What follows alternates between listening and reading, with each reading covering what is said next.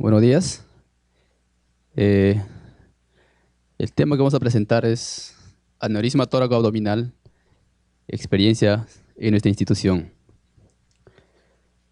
Aquí ustedes pueden apreciar una imagen de un paciente probablemente con una colagenopatía que fue operado con una cirugía de Bentall por la aneurisma de raíz de aorta. Posteriormente, el paciente hace una disección Stanford B y posteriormente a esta disección también desarrolla un aneurisma tóraco-abdominal e ilíaca.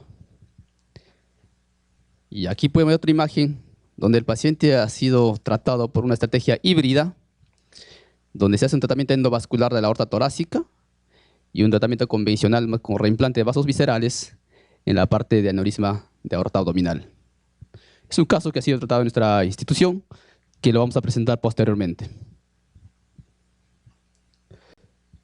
Entonces, sobre la historia natural de un aneurisma tóraco-abdominal es importante tener algunos conceptos.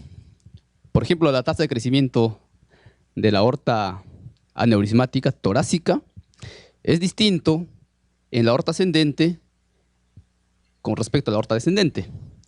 En una aorta torácica ascendente, el ritmo de crecimiento es de 0.07 centímetros por año, mientras que en la torácica descendente es de 0.19 centímetros por año. Y también hay que fijar conceptos con respecto al tamaño crítico. Si yo tengo un aneurisma de aorta ascendente de 60 milímetros, yo tengo una probabilidad de complicación, es decir, riesgo de ruptura o disección, 31%. Si yo tengo un aneurisma de aorta torácica descendente de 70 milímetros de diámetro, mi probabilidad de complicación, ya sea como ruptura o disección, es 43%. Y aquí se puede ver una imagen. Cuando el aneurisma mide de 5 a 6 centímetros, el riesgo de ruptura está por debajo de 10%. Pero cuando el aneurisma mide 7 centímetros o 70 milímetros, el riesgo de complicación, ya sea de ruptura o disección, es exponencialmente bastante, casi 50%. Entonces, si yo tengo un aneurisma que mide de 80 milímetros a más, el riesgo de ruptura al año, 80%. Si yo tengo un aneurisma tóraco-abdominal extenso y no han sido tratados, solo el 10 a 20% están vivos a los 5 años. Entonces, para tener un panorama general sobre la localización de los aneurismas, el 65% corresponde al aneurisma abdominal, el 19% torácico, abdominal más un aneurisma ilíaco, 13%, tóraco-abdominal solo resulta el 2% de todos los aneurismas de la aorta, ilíaco solo el 1%. Y de estos 19% de aneurismas torácicos, ¿cómo se distribuyen? En la aorta ascendente, 50%, en la aorta descendente, 40%, el arco aórtico, 10% y tóraco-abdominal, 10%. Básicamente, esta es la que vamos a tratar el día de hoy. Entonces, el 75% de los aneurismas tóraco-abdominales es pues de etiología degenerativa, aterosclerótica, inflamatoria, infecciosa, colagenopatías. Pero hay un 25% de aneurismas que es secundario a la disección crónica. Si vamos por el otro lado, podemos decir de que el 20 a 40% de las disecciones crónicas progresan a dilatación aneurismática en un tiempo de 2 a 5 años. Ahora, acá hay un artículo donde nos hablan sobre los predictores de alto riesgo. Por eso cuando nosotros manejamos un paciente con disección Stanford B o disección residual a Stanford A, que no es lo mismo, entonces valoramos ciertos criterios de alto riesgo. Por ejemplo, la ubicación del flap, si se ubica en la curvatura menor, o si mide el flap más de 10 milímetros, si el diámetro de la aorta aneurismática, disecada, mide más de 40 milímetros, la luz falsa mide más de 22 milímetros, o la trombosis parcial de la luz falsa, que es mejor tener una luz falsa permeable que una trombosis parcial, y el índice fusiforme más de 0.64.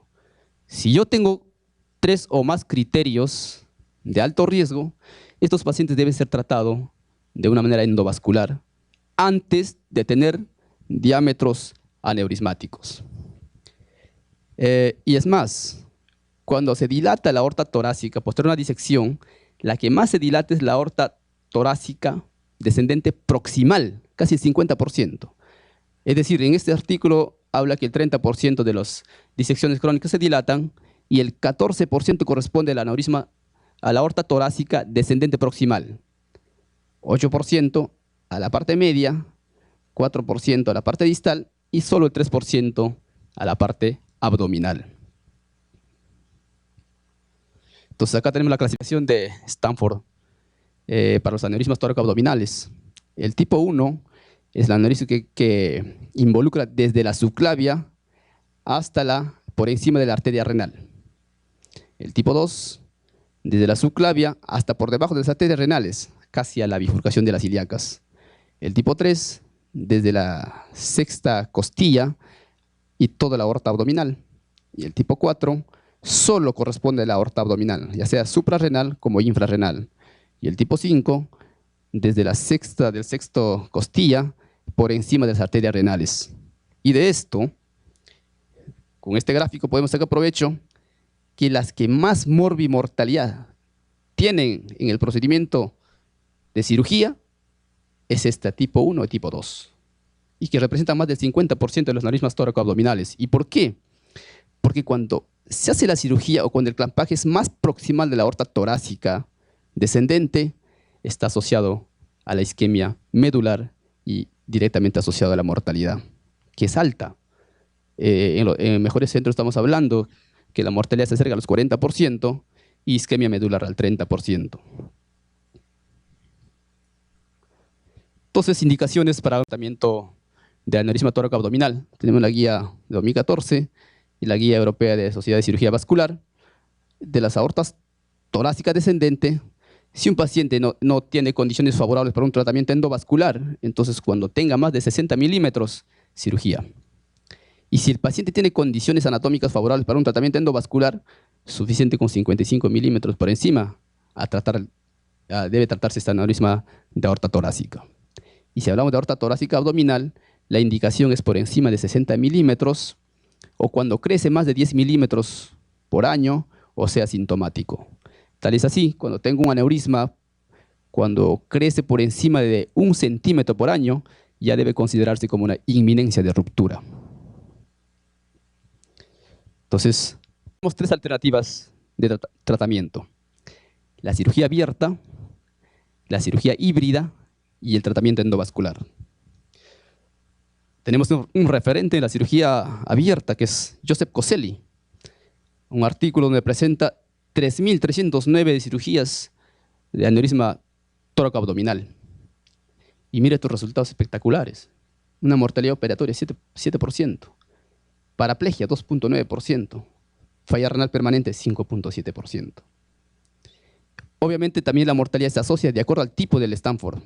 Por ejemplo, el Crawford tipo 2, la mortalidad es 9.5%. De la misma forma, hay en otro centro que realiza la cirugía, en este caso realizó en 35 pacientes, y mira, la mortalidad quirúrgica intraoperatoria, 10%, paraplegia, 7.9%, y falla renal en un 23%. Todos los artículos mencionan que el gold estándar del tratamiento del aneurisma tóraco-abdominal sigue siendo la cirugía. Y en este artículo, la supervivencia al año, 83%. No tan distante como Joseph Coselli. Entonces aquí podemos ver la parte quirúrgica, paciente en decúbito lateral, una posición para una tóraco-frénico-laperatomía. Hacemos en el séptimo espacio intercostal, cortamos el diafragma, la paratomía paramedial. Acá está la incisión. Esto ya prácticamente es los momentos en la cirugía de la aorta, cuando hacemos la anastomosis proximal, cuando hacemos el reimplante de los vasos viscerales y la anastomosis distal. Le voy a hablar un poco en el procedimiento que tenemos. Y estos son los esquemas de los tratamientos quirúrgicos, ¿no? De acuerdo al tipo de Crawford. Tipo 1, tipo 2, tipo 3 y tipo 4. Y la otra alternativa es la estrategia híbrida. Entonces, como le decía, la mortalidad ronda de 10 a 42% y paraplegia de 7 a 32%. Es bastante. Entonces, por eso surgen las alternativas de tratamiento híbrido. Y acá hay un artículo donde se trataron 19 pacientes. Todos se hicieron en 2 etapas. La primera etapa fue un tratamiento endovascular de la parte de la aorta torácica descendente, o sea, una endoprótesis. Y la segunda etapa fue la cirugía convencional, la toracofrénico para la aorta abdominal. Y mira los resultados espectaculares. No hubo muertes, no hubo accidentes cerebrovasculares y no hubo insuficiencia renal en la primera etapa de la endoprótesis. Y la segunda etapa tampoco hubo muertes, eventos neurológicos, ni endofugas. Y la trombosis de la luz falsa fue completa al 100% en seguimiento de 3 años. Entonces los resultados son muy prometedores en una cirugía híbrida. Aquí tenemos un tratamiento endovascular de la aorta torácica y aquí se puede ver la anastomosis del dacron con la endoprótesis y la aorta. Entonces es imposible que haya endofuga, ¿no? Cuando se sutura con la endoprótesis. Acá tenemos el injerto y con los ramos a las arterias viscerales, troncocelíaco, mesentérica, renales. Y también muchos reimplantan las arterias lumbares. Y aquí tenemos la imagen de tratamiento endovascular y con su corrección de la parte distal. Y todo ha sido resuelto. Pero también tenemos otros artículos donde aquí fue distinto el tratamiento. Hay distintas formas de hacer el tratamiento híbrido. Yo puedo sacar los ramos o los de branching a los ramos viscerales de una ilíaca. O puedo, en este caso, por ejemplo, pueden ver imágenes del tratamiento híbrido. No es como el artículo previo donde presenté, donde primero se hizo endoprótesis de la aorta torácica y luego cirugía convencional con una toracofrénico, laparotomía, la parte abdominal. Y la otra estrategia es el tratamiento endovascular. Entonces, tenemos el T-branch, el off the shelf, lo que llamamos, es una endoprótesis estándar en el mundo. Entonces, acá hay una revisión con respecto a ello, donde el informe es que la mortalidad a los 30 días está de 2.3 a 9.1%, y la isquemia de la médula espinal es de 0 a 7.1%, endofugas hasta el 18%. Aquí tenemos la endoprótesis, el T-branch, es una prótesis que mide acá 34 milímetros, 18 milímetros, tiene ramos para tronco celíaco, mesentérica y renales. Obviamente no todos son candidatos a este tratamiento. Deben reunir criterios anatómicos, ya sea en la parte proximal, la aorta debe medir de 24 a 30 milímetros, la luz de la aneurisma debe medir como mínimo 30 milímetros, lo ideal, pero hasta 25 ya ahora se hace. Y los ramos renales deben medir de 4 a 8 milímetros, mesentérica y tronco celíaco por encima de 6 milímetros. Y obviamente la ilíaca debe medir por encima de 8.5 milímetros. Aunque tampoco esto ya no es criterio de exclusión, porque ya ahora se utilizan exoconductos, endoconductos para poder resolver el caso. Acá pueden ver la imagen de un paciente que se ha tratado con este dispositivo. Es una tomografía control y esta es la imagen en cateterismo. Entonces acá hay un artículo, es un referente, Roy Greenberg, donde dice un tratamiento endovascular de aneurismas tóraco-abdominales 406 y yuxtarrenales 227. Y él demostró la mortalidad a los 30 días. La mortalidad es más alta en el tipo 1 y es seguido por el tipo 2 o 3. Y mira la supervivencia a los 48 meses en el tipo 2 que les mencionaba. La supervivencia es más baja en comparación a las otras. Entonces acá, y no solo este tratamiento endovascular se realiza en casos electivos, sino también en casos urgentes. Acá hay un artículo donde trataron 42 pacientes Y mira, el éxito del procedimiento es 93%, isquemia de la médula espinal solo 21%, falla renal 23% y la mortalidad a los 30 días 14%, en casos de urgencia. Y obviamente la endofuga, el tipo de endofuga a los 30 días es del tipo 2, o sea, por las ramas, 43%. Entonces, el riesgo de complicaciones y reintervenciones en este tratamiento endovascular de las ramificadas es la oclusión de las ramas. Entonces, acá hay un artículo donde demostraban, o han demostrado la doctora Tara Matrassi con Roy Greenberg, la permeabilidad a los 5 años, 84%. De la misma forma, si bien es cierto el 10% se reinterviene, y la arteria que más problema nos trae es la arteria renal. Es la más difícil de tratar. ¿Por qué?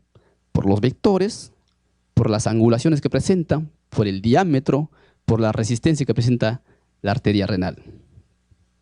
Acá hay muchos artículos que mencionan al respecto. Entonces, por ejemplo, acá hay un artículo donde menciona sobre las reintervenciones de la arteria renal en una fenestrada. Ronda de 5 a 10% de reintervención. Entonces también ha sido acá un artículo, una comparación entre las ramificadas y las fenestradas, y donde las que más se reintervienen son las ramificadas, es decir, el T-branch. Mientras que las fenestradas, la reintervención de las ramos renales, que es la que más problema nos trae en un tratamiento endovascular, es de 2.3%. El otro es la aorta Shaggy, no sé si han escuchado. Es una teromatosis difusa de la aorta. Esta es una teromatosis catastrófica. Casi el 100% produce embolia mesentérica. Es el enemigo en realidad en la terapia endovascular. Acá hay un artículo, por ejemplo, donde se trataron 99 pacientes y 5 pacientes tuvieron la aorta Shaggy, una teromatosis difusa. El 80% fallecieron. Entonces, si yo tengo una aorta con ateromatosis difusa y a esto se puede asociar una aorta angulada, es una contraindicación absoluta, porque el 100% se muere. Y la otra complicación temida es la paraplegia, y cuando ocurre, realmente es terrible. Y para eso utilizamos mecanismos para prevenir esta complicación. Por ejemplo, hacer un procedimiento en etapas. La otra es mantener la hipogástrica y la subclavia permeable. Es por eso que en todas las disecciones Stanford B, cuando se hace un tratamiento endovascular, nosotros hacemos bypass carótido subclavio. El drenaje del líquido cefalorraquídeo para mantener la presión de perfusión de la médula espinal. Y la otra es manejo de buena presión arterial durante el procedimiento y después del procedimiento. Aquí, por ejemplo, hay un artículo donde hace una comparación donde se trataron pacientes en un solo tiempo, toda la aorta, tóraco-abdominal, y otro artículo donde se trataron en 2 tiempos. Mira la diferencia.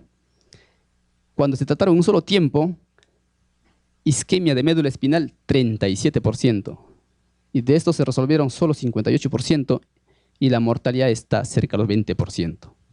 Pero mientras cuando se trataron en 2 tiempos, hay distintas formas de tratar en 2 tiempos, solo el 11% hizo isquemia medular, y de ellos todos fueron temporales, y la mortalidad fue 0%. Entonces, nuestra experiencia en INCO. Aquí hemos hecho 2 formas de tratamiento, la parte híbrida y la parte endovascular. La cirugía convencional nunca se ha hecho, la cirugía abierta. Aquí podemos ver una disección tóraco-abdominal, una disección compleja, las ilíacas totalmente elongadas, que prácticamente contraindica el tratamiento endovascular. Y aquí pueden ver la otra imagen donde ya está resuelto. Tenemos una endoprótesis torácica, ha sido reemplazado toda la aorta abdominal, las ilíacas, se ha reimplantado las hipogástricas y todo prácticamente ha sido resuelto. Entonces se trata de un paciente, una paciente mujer de 42 años, con antecedente de Marfan, que en el 2005 le hicieron una cirugía de Bentall por aneurisma de raíz de aorta. Y posteriormente, en el 2018, realiza una disección Stanford B, compleja. Y ustedes pueden ver aquí, solo esto es la luz verdadera, y acaba aquí. Y ahí todo es luz falsa. Entonces, incluso aquí se tenía que fenestrar para poner la endoprótesis torácica. Entonces, y para poner la endoprótesis torácica necesitamos mínimo 20 milímetros de longitud para anclaje proximal. Entonces no teníamos acá, no se tiene. Se tenía que hacer un bypass carótido subclavio para poder poner la endoprótesis desde aquí.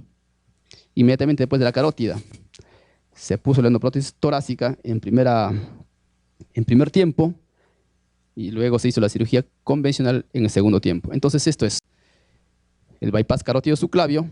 Acá pueden apreciar el bypass. Bueno, esta es la yugular externa. Entonces acá está el tratamiento endovascular de la aorta torácica. Hasta cerca del tronco celíaco se puso la endoprótesis. Luego se hizo la cirugía convencional, la toracofrénico, la paratomía, la posición del paciente, la incisión en el séptimo espacio intercostal, la resección de todo el diafragma, a nivel abdominal fue paramedial, se expuso todos los vasos. No voy a hablar mucho sobre el detalle técnico, en realidad, porque abarcaría mucho tiempo. Entonces aquí podemos ver en la cirugía del aneurisma tóraco-abdominal tenemos 3 tiempos. La parte proximal, clampamos cerca de la arteria o proximal a la arteria que enferma.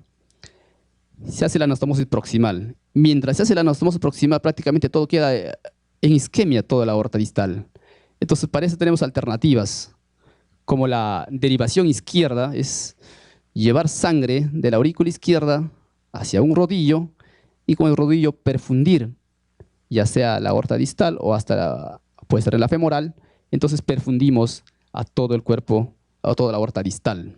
Esa es una opción. Y la otra opción es entrar en circulación extracorpórea parcial, hacer una canulación femoral izquierda, venosa izquierda, y podemos perfundir parcialmente toda la aorta distal clampada. Y el segundo punto es el reimplante de los vasos viscerales. Entonces, en ese momento, todos los vasos viscerales entran en isquemia, ya sea tronco celíaco, mesentérica, las renales. También tenemos 2 opciones. Una de ellas es seguir perfundiendo continuamente con esas cánulas a cada vaso. O la otra opción es proteger con cardioplegia, con custodiol, a esos vasos viscerales. Y el tercer momento es ya la anastomosis distal. Aquí tenemos ya el reimplante de los vasos viscerales. Y ese es el resultado. La aorta torácica ha sido resuelta por vía endovascular y la aorta abdominal por vía convencional, por una toracofrénico-laparatomía con reimplante de tronco celíaco, mesentéricas y renales. Pueden ver las ilíacas incluso, ya no son esas como estuvieron elongadas en su inicio. ¿Y cuál fue la evolución de este paciente? Una evolución favorable, no hizo compromiso de isquemia medular, no hizo problema renal y su extubación fue temprana, entonces no trajo mayor problema que si hubiéramos tratado por una vía convencional. Siguiente paciente, un paciente de 76 años, esto fue por tratamiento endovascular. Este paciente nos refieren de Cusco con diagnóstico de aneurisma de aorta abdominal con dolor. Para nosotros, aneurisma con dolor es inminencia ruptura y debe ser tratado a la brevedad, 24-48 horas. Pero resulta que el paciente ya llega asintomático. Entonces nos dio tiempo para hacer un estudio de coronariografía y encontramos enfermedad coronaria multiarterial, que no era candidato a un tratamiento percutáneo. Entonces se hace una cirugía de revascularización miocárdica, se pone 3 puentes y posteriormente el paciente queda con un diagnóstico de aneurisma de aorta abdominal pararrenal. Entonces se hace el tratamiento endovascular, aquí se tiene la endoprótesis, aquí ya se está canulando todos los ramos viscerales, la mesentérica, el tronco celíaco, renal derecha, renal izquierda. Y aquí está todo liberado ya los stents en cada ramo visceral, la renal derecha, la renal izquierda, tronco celíaco y mesentérica. Y acá también la endoprótesis ilíacas. Y es la tomografía de control. Al mes pueden ver tronco celíaco, mesentérica, renal derecha, renal izquierda y la endoprótesis que ha cubierto toda la arteria enferma, ya sea abdominal como también ilíaca. Entonces, ¿y cuál fue la evolución de este paciente? También fue favorable, no hubo compromiso de isquemia, no hubo compromiso de de falla renal tampoco. Entonces, ¿cuál es nuestra conclusión con respecto al tratamiento de aneurisma tóraco-abdominal? Si bien es cierto, tenemos centros con bajo nivel de casos. Esos son prácticamente que no desarrollan o por lo menos no hacen más de 3 cirugías de esta al año. Estamos hablando de cirugía abierta, como lo hace Joseph Coselli, más de 3.000 casos hasta el momento, ¿no es cierto? Y el de mayor volumen es más de 6 casos al año. Y hacer la comparación entre estos centros con baja casuística, la mortalidad prácticamente se triplica. Estamos hablando de la cirugía convencional. Mientras que la cirugía híbrida es una estrategia prometedora, ya que hay menos isquemia visceral, ya que el clampaje de la aorta torácica no es tan proximal, que esto lleva a esta isquemia medular y que la mortalidad está por casi cerca a los 40%. Y mientras que el tratamiento endovascular está siendo incluso de elección en muchos centros donde lo están desarrollando. Gracias. Muchas gracias, doctor Julio Abono, sobre el tema muy interesante sobre aneurisma y disección tóraco-abdominal, experiencia en el INCOR. Invitamos al doctor Andrés Reyes, por favor,